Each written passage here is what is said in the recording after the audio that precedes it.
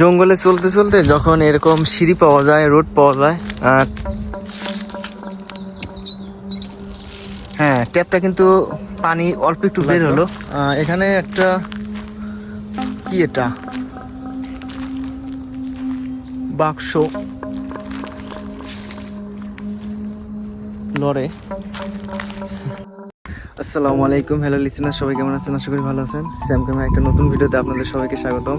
তো প্রতিদিনের মতো আজকে রবিবারে আরেকটা ভিডিও নিয়ে আপনাদের সামনে আমি চলে আসলাম। আজকে চলে আসছি কিন্তু আবার সেই জঙ্গলে, জাপানের আরেকটা জঙ্গল, এটা পার্ট 3, জঙ্গল পার্ট 3। এর আগে কিন্তু 2টা ভিডিও বানাইছি জঙ্গল নিয়ে। জাপানের জঙ্গলগুলো কিন্তু অনেক ভয়ঙ্কর হয়, কারণ এখানে নিরিবিলি পরিবেশ, কেউ সেরকম যাতায়াত করে না। তো আশা করি আপনাদের ভালো লাগবে। যারা নতুন আছেন তারা অবশ্যই সাবস্ক্রাইব করবেন, যারা পুরান আছেন তাদের প্রতি আন্তরিক ভালোবাসা এবং শুভেচ্ছা। ভালো লাগলে অবশ্যই লাইক কমেন্ট করার চেষ্টা করবেন। তো আজকের ভিডিও এখানেই শুরু করা যাক, চলুন ভিডিওতে ঝাঁপিয়ে পড়ি।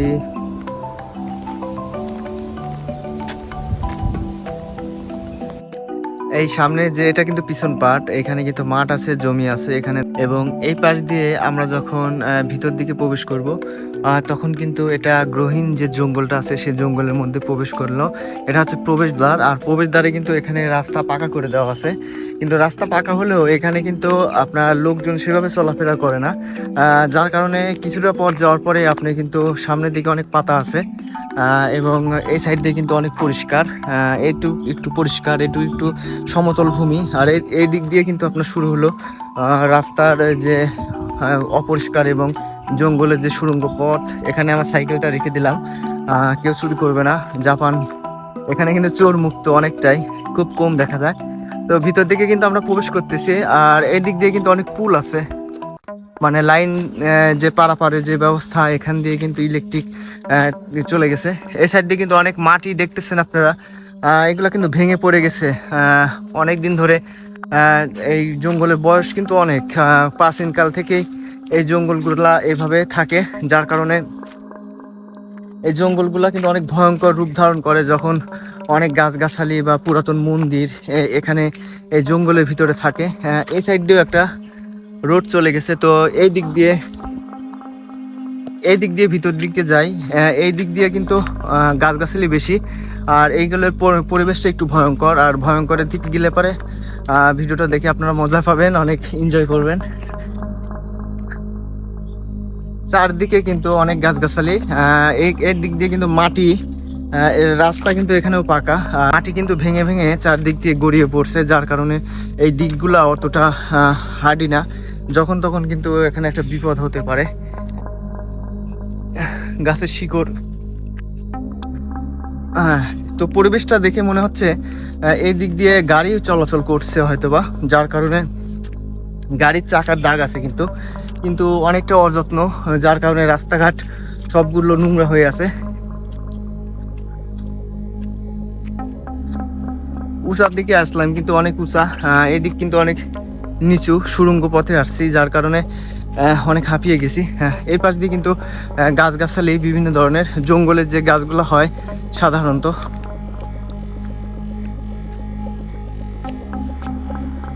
অনেক মনোরম একটা পরিবেশ, ঝিরিঝিরি বাতাস। এখন অনেক গরম চলতেছে কিন্তু, তাই গরমের মাঝেও এই জঙ্গলের ভিতর অনেক বাতাস, এবং চারদিকের আবহাওয়াটা কিন্তু অনেক ঠান্ডা, কারণ গাছগাছালি চারদিক, যার কারণে।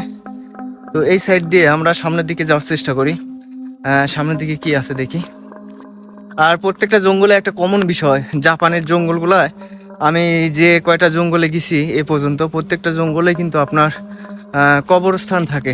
জাপানিজদের যে কবরস্থান, সমাধি, সেটা কিন্তু থাকে। তো এখানে সেরকম কবরস্থান মনে হচ্ছে। হ্যাঁ, এখানে কিন্তু কয়েকটা কবর। এই পাশ দিয়ে একটা রোড চলে গেছে, তবে সেটা পরিত্যক্ত। এখানে কিন্তু কবর, এবং চারদিকে দেখতেছেন অনেক ফুল গাছ জন্মাইছে।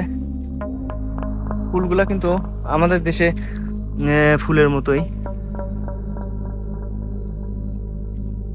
তবে বেশি কবর না, এখানে কয়েকটা কবর। এই পাশ দিয়ে কবর, এখানে কিছু মূর্তি দেওয়া আছে পুরাতন।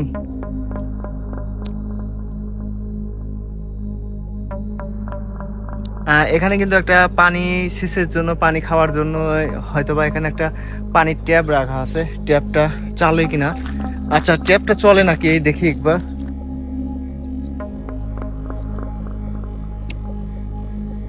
হ্যাঁ, ট্যাপটা কিন্তু পানি অল্প একটু বের হলো, হয় অনেকদিন ব্যবহার করা নাই যার কারণে এখানে পরিত্যক্ত অবস্থায় আছে। সামনের দিকে যাই, সামনের দিকে আর কিছু দেখা যায় কিনা। এই গাছগুলা কিন্তু অনেক সুন্দর এবং এই গাছগুলা দিয়ে অনেক দামি গাছ এই গাছগুলা, যার কারণে এই গাছগুলা দেখেন কত উঁচা, অনেক উঁচা কিন্তু, এবং অনেক বের, অনেক মোটা। এগুলা দিয়ে বিভিন্ন আহ আসবাবপত্র তৈরি করা যায়, কিন্তু এইভাবে জাপানিজরা কিন্তু এই জঙ্গল সংরক্ষণ করে, যার কারণে তারা এরকম গাছগাছালি এগুলা সেভাবে কাটে না, পরিবেশের ভারসাম্য বজায় রাখার জন্য। রাস্তার উপর দিয়ে কিন্তু গাছগুলা এভাবে পড়ে আছে, উঁচু উঁচা মোটা মোটা গাছগুলা চারদিকে। এই জঙ্গলের শেষ কোথাও তাও জানি না, তো যাইতে থাকি।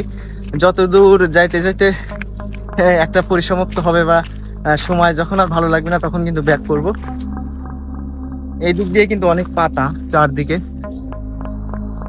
আর জঙ্গলে যে কেউ যাতায়াত করে না এটা কিন্তু দেখলেই বোঝা যায়, চারদিকের পরিবেশ দেখলে, চারদিকের যে পাতা আছে, ডাল গুলা পড়ে আছে। এই সাইডে কিন্তু কিছু বাঁশ আছে আপনার, জাপানে কিন্তু বাঁশ প্রচুর, বাঁশের কাজও প্রচুর। বাঁশ দিয়ে বিভিন্ন ধরনের প্রযুক্তি তারা তৈরি করে, প্রযুক্তি না মানে বিশেষ বিভিন্ন ধরনের দ্রব্য দ্রব্য আছে, আসবাবপত্র আছে, আপনার শৌখিন যে বিষয়গুলো আছে বাঁশের, এগুলো কিন্তু জাপানিজরা প্রচুর তৈরি করে।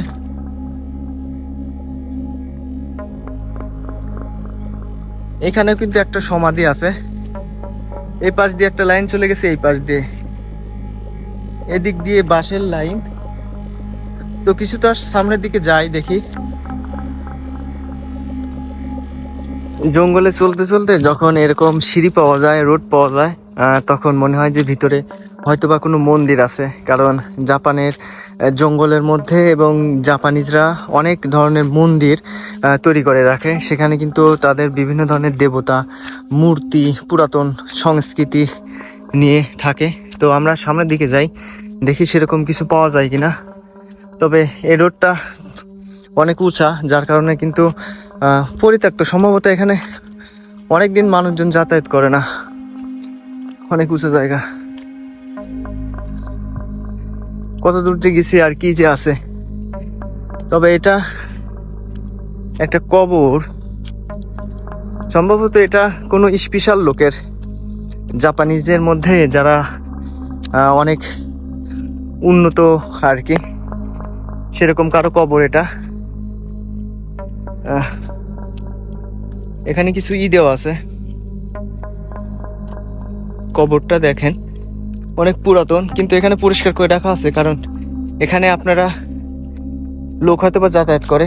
এখানে লেখা আছে কিন্তু জাপানিজ কানজি দিয়ে, কি লেখা আছে জানি না, এখন পড়ার সময় নাই, সামনের দিকে যাই।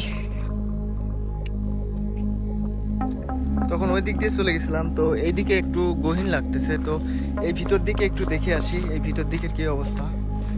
রাস্তাটা কিন্তু অনেক সুন্দর, যার কারণে যাতায়াতের কোনো সমস্যা হচ্ছে না, পাকা করে দেওয়া চারদিকে। তবে পাকা করে দেওয়া হলেও আপনার ঝোপঝাড় কিন্তু অনেক হয়ে গেছে, যার মানে বোঝা যাচ্ছে এদিক দিয়ে অনেক চলাচল বন্ধ মানুষের।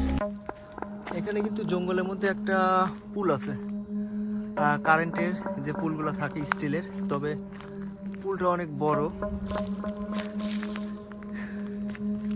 এই পাশ দিয়ে আরেকটু ভিতরে যাই।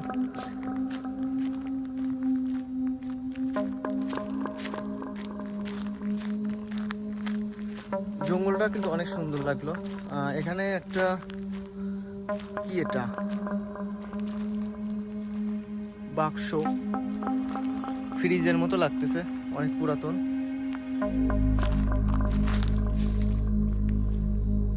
লড়ে জানি না ভিতরে কি আছে, দেখবো না, আবার সোনার খনি বের হয়ে যেতে পারে, তখন অনেক বড় লোক হয়ে যাব, অত টাকা পয়সা রাখতে পারবো না। আমার মতো আমি চলি, যার যার মতো সে থাক। সামনের দিকে যাচ্ছি। এখানে কিন্তু ছোট ছোট রাস্তা শেষ নাকি? না, রাস্তা আছে, তবে এই রাস্তাটা অনেক সরু চিকন। পরিবেশটা খুব ভয়ঙ্কর, তবে ভয় লাগতেছে না। এর আগেও 2বার জঙ্গলে গেছি তো অভ্যাস হয়ে গেছে। যারা আমার নিয়মিত ভিডিও দেখেন তারা তাদের জন্য অনেক ভালোবাসা রইল।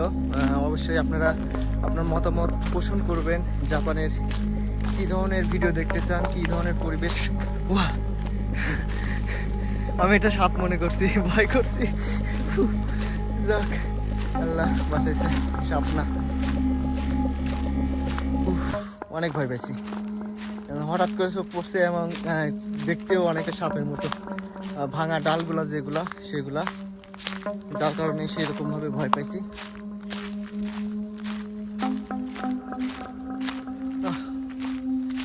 তো যারা নতুন আছেন তারা অবশ্যই সাবস্ক্রাইব করবেন। জাপান সম্পর্কে ভিডিও করে থাকি আমি নিয়মিত। আপনার মনের মতামত পোষণ করবেন, আমি অবশ্যই সেই ধরনের ভিডিও করার চেষ্টা করব। জাপানের বন জঙ্গল, বিভিন্ন ধরনের প্রোডাক্ট সম্পর্কে। আর যে প্রোডাক্টগুলো সম্পর্কে ভিডিও করি সেই প্রোডাক্টগুলো কিন্তু শুক্রবারে ভিডিও হয়। প্রোডাক্টের আপনার পণ্যের দাম এবং পণ্যের পরিচিতি, আর জাপানের বিভিন্ন পরিবেশের এইসব বন জঙ্গলের যে পরিবেশগুলো, এগুলা কিন্তু শুধুমাত্র রবিবারে রিলিজ করা হয়। যার কারণে রবিবারের ভিডিওগুলো দেখলে আপনি জাপানের সৌন্দর্য এবং বিভিন্ন এলাকা সেই ভিডিওগুলো দেখতে পারবেন। এই দিকের গাছগুলা কিন্তু সব লম্বা লম্বা গাছ এবং পরিবেশটা কিন্তু ওই দিকের চেয়ে সম্পূর্ণ আলাদা। তো অনেক দূর চলে আসি, এর শেষ কোথায় আমি জানি না। তো আজকে আর যাব না, তো সবাই এ পর্যন্তই সমাপ্ত করে দিই। এখানে কিন্তু লেখা আছে যে কুমি ফেলানো যাবে না, এখানে ময়লা ফেলা যাবে না।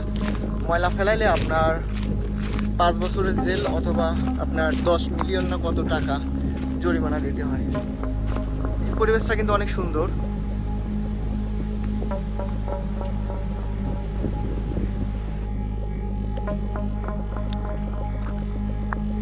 এটা কিন্তু জঙ্গলের অন্য একদিক শেষ প্রান্ত। এখানে কিছু আবাদ করতেছে জাপানিজরা জঙ্গলের যে বহির্পৃষ্ঠে বাহির দিকে। এখানে কিন্তু মাছা করছে বিভিন্ন ধরনের, এরকম মাছাই করে। আর এগুলো কিন্তু সব লোহা দিয়ে তৈরি। আপনার লোহা বলতে স্টিলের যে পাইপগুলো আছে। এখানে কিন্তু বিভিন্ন ধরনের সবজি চাষ করে বিভিন্ন সময়ে, যার কারণে এখানে এখন মটরশুঁটি যেগুলো আছে ওইরকম লাগতেছে, মটরশুঁটির গাছ। এ পাশ দিয়ে কিন্তু কিছু জমির অংশ আছে, এখানে কিন্তু চাষ করা হয়। এখানে দেখা যাচ্ছে কি কিছুদিন আগে হয়তো বা এখানে আপনার মাটিগুলা চাষ দিচ্ছে, যার কারণে এখনো উর্বর অবস্থায় আছে। ওইখানে পানির ট্যাঙ্ক, এগুলো কিন্তু জঙ্গলের এক সাইডের এক অংশ।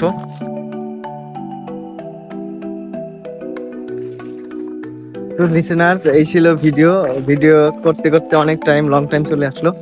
আর এই যে জঙ্গলের শেষ প্রান্ত কিন্তু খুঁজে পাওয়া খুব কঠিন, অনেক বড় বড় জঙ্গল। আর ঘুরলাম অনেকটাই। সবচেয়ে বড় বিষয় কি, এই জঙ্গলের মধ্যে একা একা ঘোরাটা অনেক ভয়ের ব্যাপার।